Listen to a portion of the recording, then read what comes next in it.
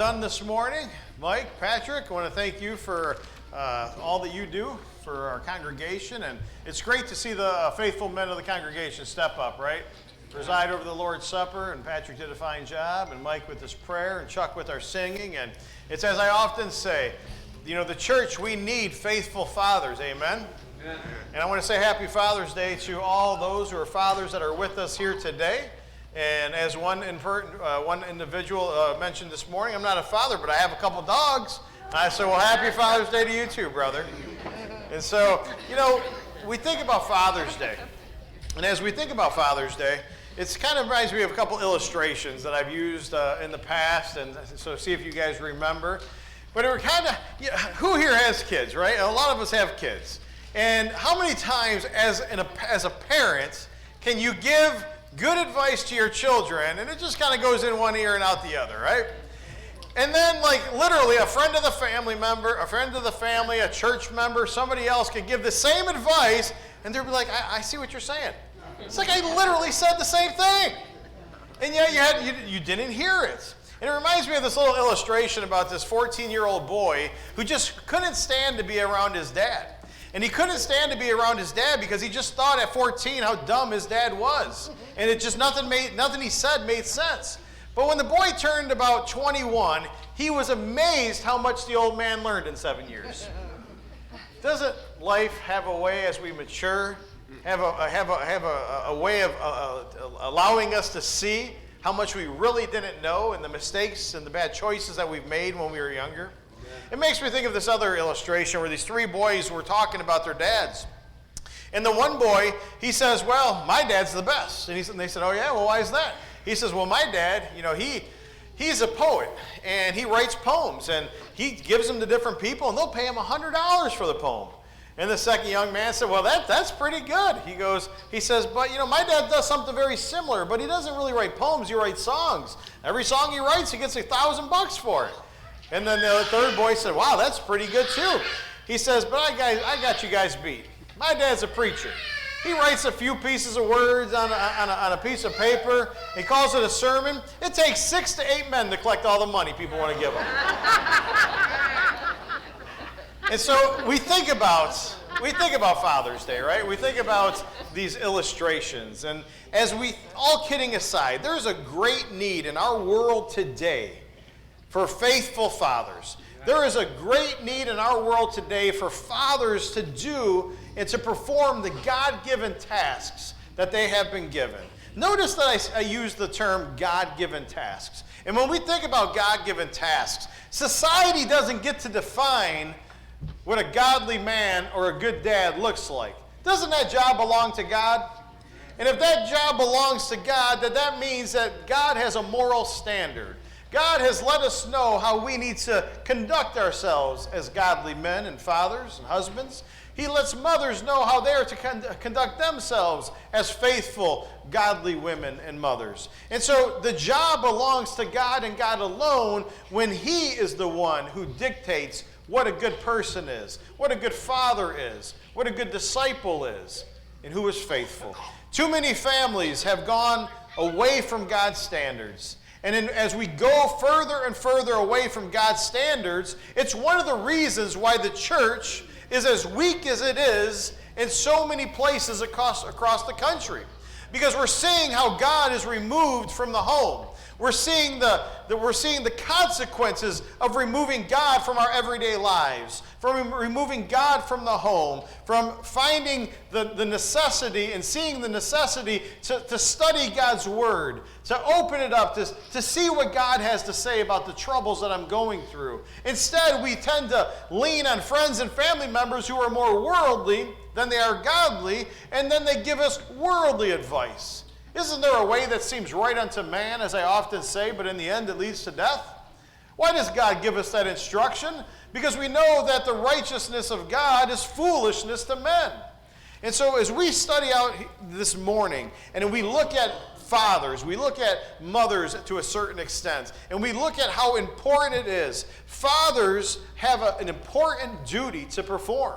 Because fathers are the reason are one of the disciplinarians in the home. And if you're a father and you're not a disciplinarian in the home, then we need to have a conversation after this lesson, because God has given us the lead in the home. He has given us the lead in the church, and mothers and fathers perform different tasks. One of the reasons why we're seeing so much of our youth in today's society that are involved in drugs, they're involved in premarital sex, they're involved in a whole host of other sinful activities, is because too many fathers are not taking an active role in the physical, emotional, and spiritual development of their children. We're seeing that throughout society. And it's time that we as fathers and grandfathers realize the awesome responsibility that we have about raising our children, raising up our grandchildren, instilling in them the values that we have learned, instilling in them the life experiences that we have picked up along the way. Brethren, it's time that fathers and grandfathers do more than just play ball with their children. It's time we get back to raising them up in the Lord by disciplining them and raising them in the Lord. Many in society, brethren, today contradict the Bible's teachings. Amen? I mean, as a culture, as a society, as a nation, haven't we been going further and further away from God for generations now? And we're seeing the cumulative effect of removing God from the home, removing God from society, removing God from schools. And we're seeing the downfall of all these things. There are many that claim that fathers are no longer needed in the home. Did you know that right now we have over 18.5 million homes in America that are fatherless? 18.5 million homes that are fatherless in this country. And the statistics don't lie. Children need both their father and mother in the home. Because we know that mothers, they nurture, they comfort, and they cherish. But fathers play an important role as well. Fathers balance things out with discipline, with order, with grit. And so we need both our mothers and our fathers in our home in order to have a godly home, in order to function the way that God had designed the home to function. Because it's God's design to have both the father and mother in the home, and because God had created man to leave his mother and father, to cleave to his wife, and they're to have a special relationship where they have a dual function, and they both provide a service in the home for the fulfillment of God's plan. Because when we think about God's plan for the home, it's to have both faithful mothers and faithful fathers leading their children in the Lord by disciplining them in the Lord and raising them up in the love of the Lord.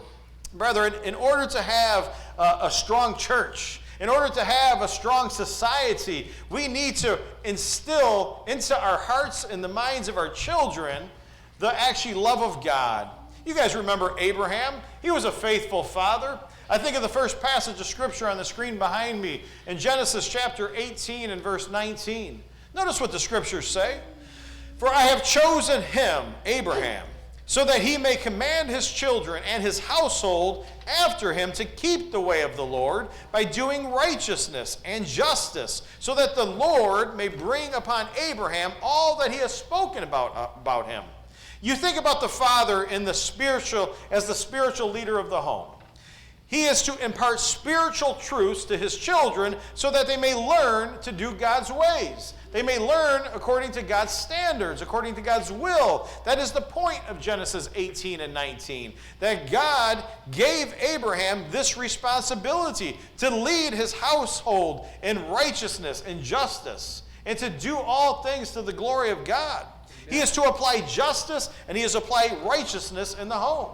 When children have no father in the home, they will lack some of the sense of justice and some of the sense of righteousness. Because many times in a single-parent home, the parent that is home has to work so much that all of a sudden, who's raising the children? Who's instilling justice and discipline and righteousness into their hearts and minds? Many times they're being more influenced by those of worldliness, those in society, and you're seeing the downfall of the home and culture in American society. Brethren, faithful fathers are crucial to the success of the home, and faithful fathers are crucial to the success of the church. You think about the success of the home, you think about the success of the church. It's only possible if you have faithful fathers who are faithful to the Lord, first and foremost, faithful to their wives, and faithful to their children, in that order. Because you have to have God as prioritized in your life in order to then be the husband that your wife needs, to be the father that your children need. And so the Lord gives mothers and fathers plenty of instruction as to how we are to raise our children up in the discipline and instruction of the Lord. In Ephesians chapter 6 and verse 4 that you see on the screen behind me, the Apostle Paul wrote to the people of Ephesus. He said, "Fathers, do not provoke your children to anger, but do what? Bring them up in the discipline and the instruction of the Lord." Well, isn't that the same thing that God had said to Abraham back in Genesis chapter 18 and verse 19? Slightly different verbiage, but the message is the same. Fathers have a God-given role to build up their families. And we raise up our kids in the Lord by training them, by nurturing them, and by admonishing them. Brothers and sisters, numerous studies show that fathers who are faithful have faithful families. Are there exceptions to every rule? Absolutely. But in the world today, many men have rebelled against God's plan for the leadership in the home, and many men have rebelled against God's plan for leadership in the church. And there was an article on Fox News this past week, and it was talking about the 18.5 million children and the 18.5 million homes that are fatherless. Did you know that right now in America, that we lead the world in fatherless homes? With all of our knowledge, with all of our resources, with all of our wealth, with all of our education, we lead the world in fatherless homes. Has anybody here watched the local or national news recently? How are we doing? I mean, aren't we seeing skyrocketing crime rates? Aren't we seeing skyrocketing juvenile and adult incarceration? Aren't we seeing skyrocketing sexual immorality?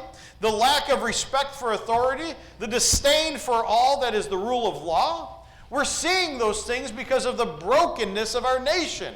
And it begins because of God being removed from the home, God being removed from society. Now each and every individual is doing what is right in their own eyes. Anybody here read the book of Judges? Isn't that what was happening in the book of Judges? Anybody here go over and study out the divided kingdom when they were all doing what was right in their own eyes? In the end, we know that God tells us there is a way that seems right unto man, but in the end it leads to death. Not just physical death, but a spiritual death.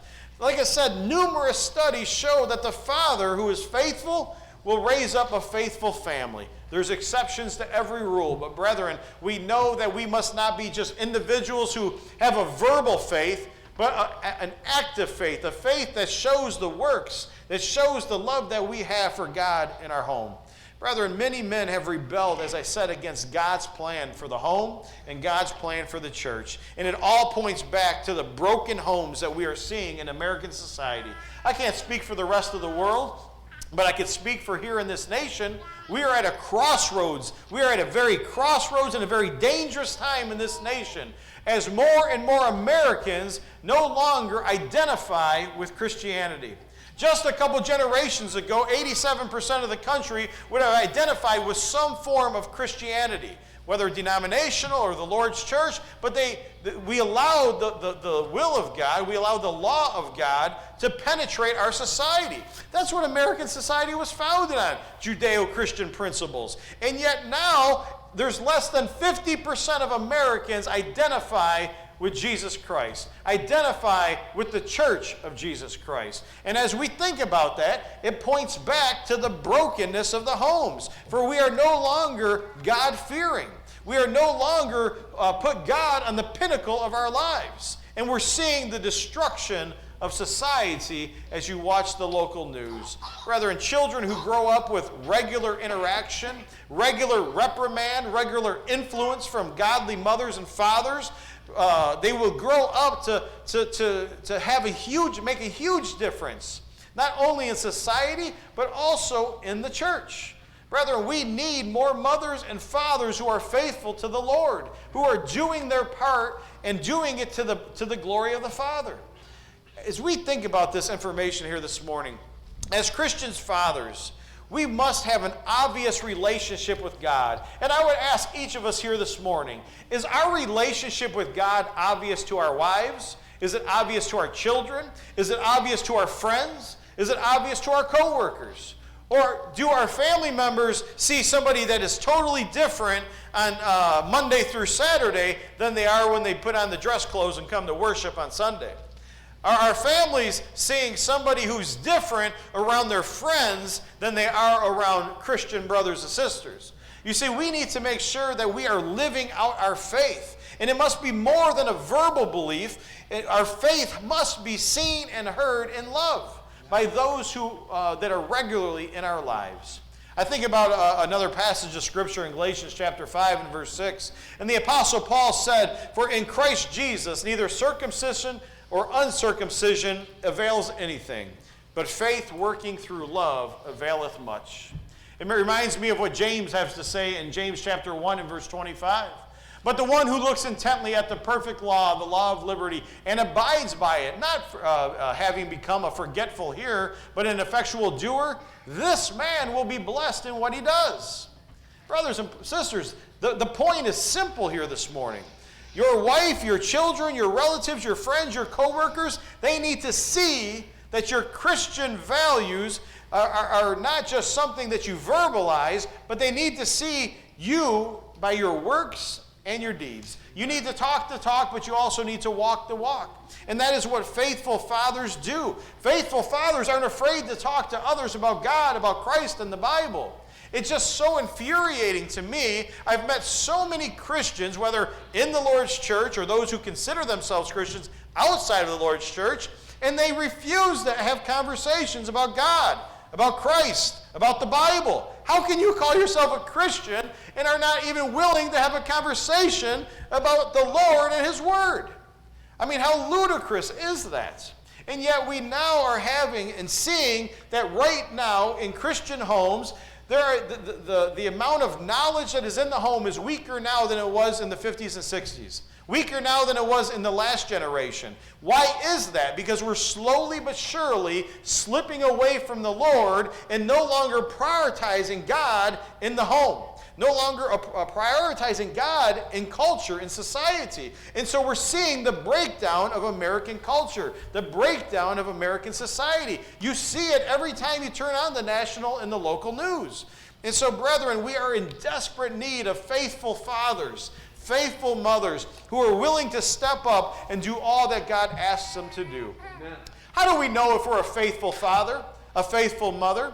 Well, you remember in Matthew, in the Gospel of Matthew, in chapter 6 and verse 33, it said to seek first the kingdom of God and His righteousness, and all the things that you have need of will be added unto you. Brethren, as Christian fathers and mothers, we know if we are seeking the kingdom of God, if we don't allow worldly activities to have precedence over worship. How many people, Christian families, call themselves Christians, and yet they allow worldly events and activities to take precedence over their faith, precedence over worship, precedence over Bible study, and just fill in the blank. Brethren, because fathers are to be faithful and they're to be the leaders of their home, the spiritual leaders of the home, we need to set a spiritual agenda. And not set aside the things of the church, not set aside worship and Bible studies in order so our kids could play in some sporting events. They could have dance recitals. They could do all the different things. How can I be the spiritual leader of my home when I set aside God in order to do the events and the activities of the world? You see, brethren, it all begins and ends with us. You heard me say that recently. Faithful Christian fathers will put the needs of others also before their own. I think about this next passage of Scripture that the Apostle Paul wrote to the people of Philippi. In Philippians chapter 2 and verse 3 and 4, it says, "Do nothing from selfishness or empty conceits, but with humility of mind regard one another as more important than yourselves. Do not merely look out for your own personal interest, but look out for the interest of others as well." You know, you look at this passage of Scripture, and we know that as Christian fathers, as Christian mothers, we must know the Bible, that we must talk to our children about the Scriptures, that we must attend worship services regularly, attend Bible school. Why is it that most congregations, don't we have kind of like a 50% rule, that 50% of the congregation that comes for worship won't stay for Bible study? Why is it that the auditorium is packed here this morning, but for Bible study we have to sit all the way in the back because we only need about 6-7 pews? I don't mean to call anybody out or step on anybody's toes. That's just the truth. Why is it that on Sunday night only a handful of people come back? Why is it on Wednesday only half of the congregation comes? I know there are times where work gets in the way, but is it just work, or is it all the other worldly activities that take precedence over your faith, that take precedence over your responsibility to God and to the church? Brethren, we must attend services regularly. Why? Because it makes me think of what the Hebrew writer had to say. In Hebrews chapter 10 and verse 25, remember what it said, not forsaking the assembling of ourselves together, as is the habit of some, but encouraging each other all the more as you see the day drawing near. I find it hard to tell my children how faithful we are, and when we set aside the church services, we set aside Bible studies, we set aside our responsibility to God in order to do worldly activities. But then when they want to do other worldly activities that you don't necessarily want to do, we say, no, we got to go to worship. What message does that send to our children? And so, brethren, we look at these things here this morning, and I'm firm on this stuff this morning because we're seeing the destruction of the home in this country. We're witnessing the destruction of the church in this country. Who here grew up in the church? Raise your hands. How many of you see the congregations from the time you grew up in the church to 2022 as churches and congregations that are flourishing, that are seeing unprecedented growth? Or are we seeing congregations that are closing the doors regularly? Are we seeing that the congregations are getting smaller and smaller and smaller? Why is that? Because we're starting to allow the world to take the place of our faith. Brethren, Christian fathers should be participating in activities of the congregation. Christian fathers need to participate in Sunday school and worship services, as we've seen here this morning. We need to have more Christian fathers that are stepping up and willing to, and have the desire to become deacons and elders if they meet those qualifications. By doing all of these things, we set the spiritual agenda and we set the spiritual tone for our homes. As I said earlier, brethren, we are to be the leaders in the church. And we are to be the leaders in the church. But we can't do that if we don't prioritize God and set a spiritual agenda for our families. And as faithful Christians, brethren, we must love our wives as Christ loved the church. I think of Ephesians chapter 5 and verse 25 through 29 on the screen behind me. It says, husbands are to love your wives just as Christ also loved the church and gave himself up for her. It says in verse 26, so that he might sanctify her, having cleansed her by the washing of the water with the word, that he might present himself the church in all her glory, having no spot, no wrinkle, or any such thing, but that she should be holy and blameless. It goes on in verse 28 and 29, and it says, so husbands also ought to love your own wives as their own bodies. For he who loves his own wife loves himself. For no one has ever hated his own flesh, but he nourishes and cherishes it, just as Christ has also done to the church.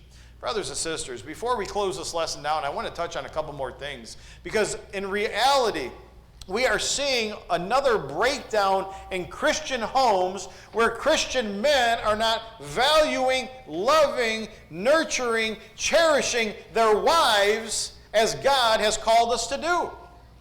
And then if we're not doing that to our wives, we're not doing that to our children. The relationship between the Christian men and their wives is what sets the tone for the family, and will be the lens in which your sons and your daughters look at future relationships. And so how does your son see you treating their mother? How does your daughter see you treating their mother? Christian fathers must praise their wives on a regular basis. We must not only just praise our wives and to teach their sons how we are to treat, how we are to talk to women, but we are to show our daughters what a godly, good Christian man looks like. So hopefully she can then also seek somebody out that is going to treat her as her father had treated her. Husbands should always be kind, loving, patient, as well as gentle to their wives and their children. Brethren, that is why the Apostle Paul said in Colossians chapter 3 and 19 that husbands are to love your wives and not to be bitter towards them. We see something similar, as I already read, in Ephesians chapter 6 and verse 4 with men dealing with their children. Brethren, when it comes to our children, the best way is to lead by our Christian example, is it not? We are to lead by example. A Christian father provides for his children, and that is something that we do through our work and through the effort that we put in order to teach them, in order to nourish them, in order to teach them about righteousness and justice. 1 Timothy chapter 5 and verse 8 tells us in Scripture, "But if anyone does not provide for his own, and especially for those of his household, he has denied the faith and he's worse than an unbeliever." Because as Christian fathers, we need to make sure that we are providing for our children, providing for our families. And fathers, we also must train up the children. We train up the children in the Lord to live out their faith just as they see from their faithful fathers. Are the children in the home today seeing their fathers just speak about God, or are they seeing them live out their faith? You see, brethren, these are the things that we need to do to reverse the trend that we're seeing in this nation, because we are to be the leaders of the home. We are to be the leaders in these congregations. And so, are they seeing hypocrites in the home, or are they seeing faithful men of God? Only you and your family can answer that question. But I would hope that each and everybody here today is setting the example, the ultimate example, as to how their sons and daughters are to look at their mothers and their fathers as either being faithful or being hypocrites. I'll say this as I close this down. A faithful father will be present in the life of his children. But not only be present in the life of his children, but he will praise them, he will instruct them, he will discipline them, and he will encourage them, and ultimately he will love them. Brethren, as we close this down, faithful fathers are crucial to the building up of the church. Faithful fathers are crucial to the building up of the home. And we have 18.5 million homes in this country that are fatherless, that are single-parent homes. And we're seeing the destruction of the home in this nation. We're seeing the destruction of the church in this nation because we've allowed worldliness to be more important than godliness. We are to seek first the kingdom of God, and God will add unto us all that we have need of. But we need to prioritize our faith. We need to set a spiritual agenda and stop allowing the world to dictate what comes first. Brothers and sisters, if you're hearing this message today, and if you're a father here today and you're not living up to what you know the standard that God has set forth, talk to your elders. Talk to myself. Let us see if we can help you some way, somehow. Because I'm here to tell you, if you're not doing these things today, it's okay, because you can change. Because Romans chapter 12 and verse 1 and 2 tells us we are to renew our mind. We're to transform our minds, and that we can become like Christ. That we are to strive to continue to add to our Christian walk the fruit of the Spirit. Faith, love, joy, peace, patience, kindness, goodness, gentleness, faithfulness, self-control. Brethren, if you need help today with your marriages, with your children, with being a faithful man of God, please talk to your elders. Please talk to me.